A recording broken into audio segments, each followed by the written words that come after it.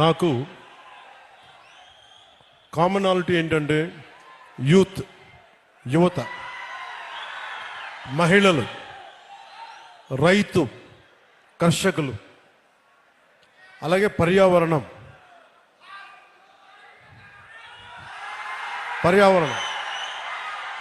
ఇవన్నీ మేమిద్దరం మాట్లాడుకున్నప్పుడల్లా ఆయన రెగ్యులర్గా నేను ఉప ముఖ్యమంత్రి అయిన తర్వాత కూడా నాకు ఫోన్ చేసి ఆయన శుభాశీస్సులు తెలిపారు, శుభాకాంక్షలు తెలియజేశారు.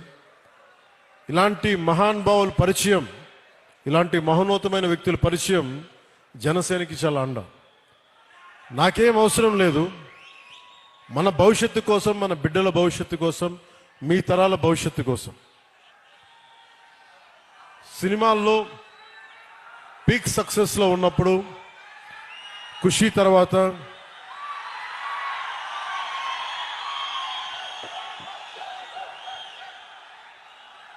నేను ఒకటే ఆలోచించాను.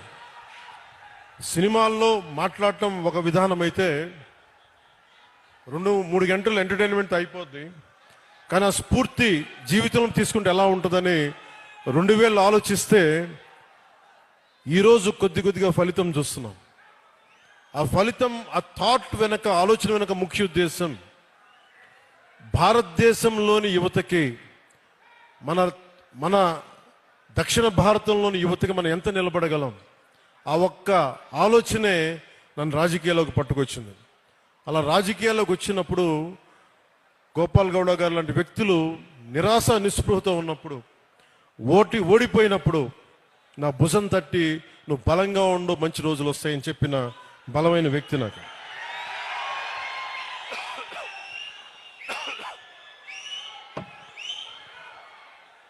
ఇది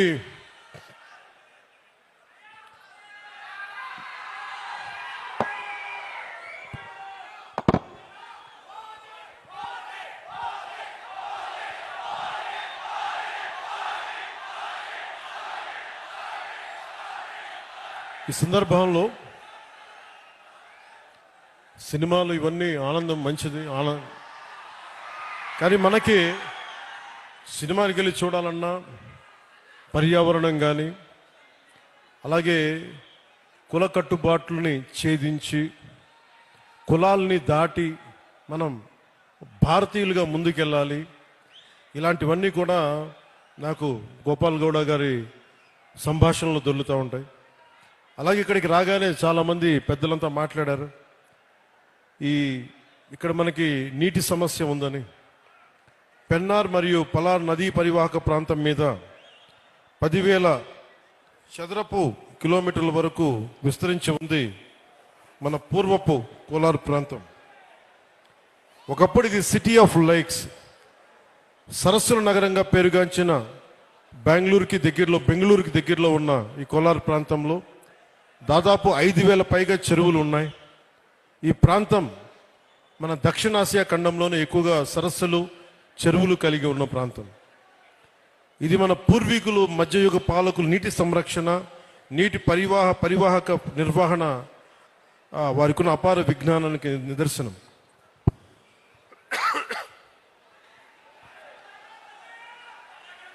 అలాగే ఇది మన జిల్లాలన్నీ కూడా ల్యాండ్ లాక్ రీజియన్స్ కాబట్టి నీటిని అందించడం మీద ఎలాంటి చర్యలు చేపట్టాలి అనేది చాలా బలంగా మాట్లాడారు అందరూ.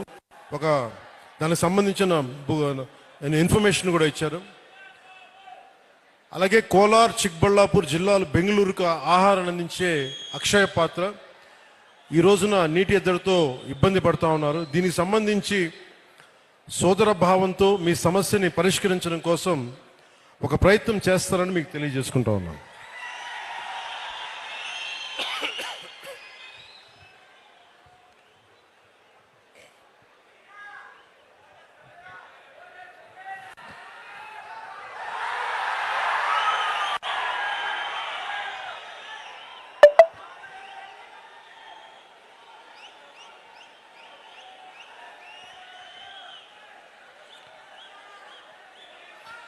ಆಂಧ್ರಪ್ರದೇಶ ಸೀಮೆ ಹತ್ತಿರದ చింతామణియు ఇక్కడికి వస్తూ ఉంటే చింతామణిలో ప్రతి ఒక్కరు కూడా మన అభిమానులందరికీ అంటే ఎంత అదృష్టం చేసుకున్నామంటే మనందరం మీ అందరి అభిమానం, మీ అందరి ప్రేమ, ఒక ఒక మహోన్నతమైన న్యాయమూర్తి 75వ సంవత్సరం పుట్టినరోజుకి మనం అందరం వచ్చి మీ శుభాకాంక్షలు, మీ ఆశీస్సులు ఆయనకి నిండుగా ఉన్నందుకు చాలా చాలా ಆನಂದಂగా ఉంది. ಆಂಧ್ರಪ್ರದೇಶ ಸೀಮೆ ಹತ್ತಿರದ ಚಿಂತಾಮಣಿಯ ಈ ನಗರದಲ್ಲಿ ಇಂದು ಇರುವುದು నాకు ಗೌರವವಾದ ವಿಷಯ.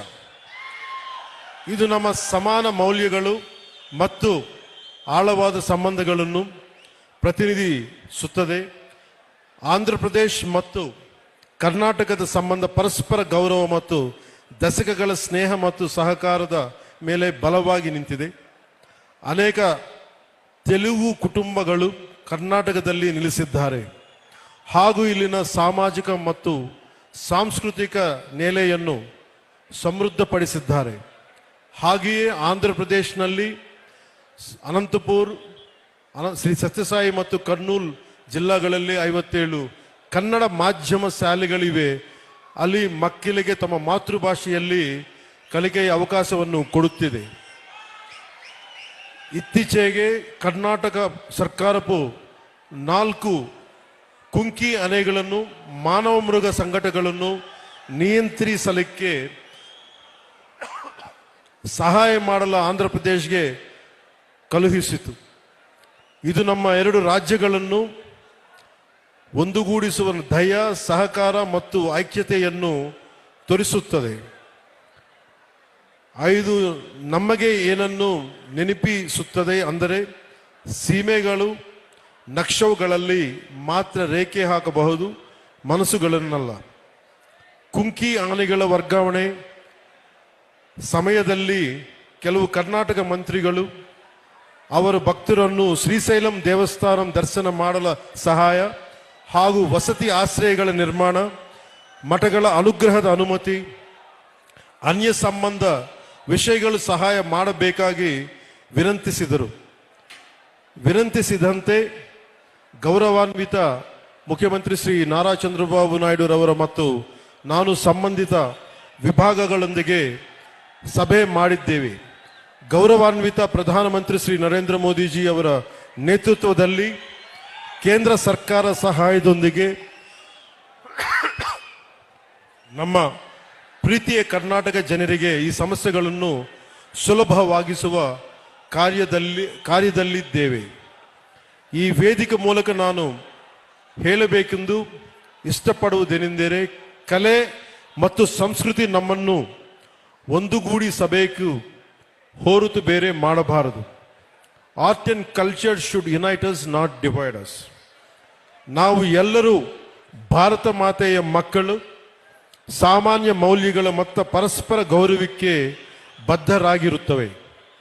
ಆಂಧ್ರಪ್ರದೇಶಗೆ ಕರ್ನಾಟಕ ಮೇಲೆ ತುಂಬ ಪ್ರೀತಿ ಇದೆ ಮತ್ತು ಇಲ್ಲಿನ ಕಲೆ, ಸಂಸ್ಕೃತಿ ಮತ್ತು ಪರಂಪರೆಗಳನ್ನು ಯಾವಾಗಲೂ ಗೌರವದಿಂದ ಸ್ವಾಗತಿಸುತ್ತದೆ ಮತ್ತು ಸಂಭ್ರಮಿಸುತ್ತದೆ. ಅದು ಚಲನಚಿತ್ರ ಆಗಿರಲಿ, ಸಾಹಿತ್ಯ ಆಗಿರಲಿ, ಸಂಗೀತ ಆಗಿರಲಿ ಅಥವಾ ಯಾವುದೇ ಬೇರೆ ಕ್ಷೇತ್ರವಿರಲಿ, ಇವು ಮನಸ್ಸುಗಳನ್ನು ಸೇರಿಸುವ ಸೇತುವೆಗಳು. ವಿಶೇಷವಾಗಿ ಚಲನಚಿತ್ರಗಳು ಜನರಿಗೆ ಪರಸ್ಪರ ಸಂಸ್ಕೃತಿ ಮತ್ತು ಮೌಲ್ಯಗಳನ್ನು ಅರಿಯಲು ಬಲವಾದ ಮಾಧ್ಯಮವಾಗಿವೆ. ಈ ಏಕತ್ವದ ಮತ್ತು ಪರಸ್ಪರ ಗೌರವದ ಭಾವನೆಯೇ ನಮ್ಮ ಜೀವನದ ಪದ್ಧತಿಯಾಗಬೇಕು. ಇದೇ ರೀತಿ ನಾವು ನಮ್ಮ ಸಮಸ್ತ ಭಾರತವನ್ನು ಸಂಭ್ರಮಿಸಬೇಕು. ಜಸ್ಟಿಸ್ ಗೋಪಾಲ್ ಗೌಡ ಅವರಿಗೆ 75ನೇ ಜನ್ಮದಿನದ ಹೃದಯಪೂರ್ವಕ ಶುಭಾಶಯಗಳು. ಇಂದಿನ ಸಂಭ್ರಮ ಕೇವಲ ಅವರ ಜೀವನದಲ್ಲಿ ಒಂದು ಮೈಲಿಗಲ್ಲದೆ ಇದು ಅವರ ನಂಬಿರುವ ಆದರ್ಶಗಳಿಗೆ ಕೊಡುವ ಒಂದು ಗೌರವ ವಂದನೆಯಾಗಿದೆ. ಇತರರಿಗಾಗಿ ಬದುಕುವುದು ಮತ್ತು ನ್ಯಾಯಕ್ಕಾಗಿ ನಿಲ್ಗುವುದರಲ್ಲಿ ನಿಜವಾದ ಶ್ರೇಷ್ಠತೆ ಅಡಗಿದೆ ಎಂದು ಅವರ ಜೀವನ ನಮಗೆ ನೆನಪಿಸುತ್ತದೆ. ಅವರಿಗೆ ಉತ್ತಮ ಆರೋಗ್ಯ ಮತ್ತು ಸಮೃದ್ಧಿಯನ್ನು ಆಶಿಸುತ್ತೇನೆ.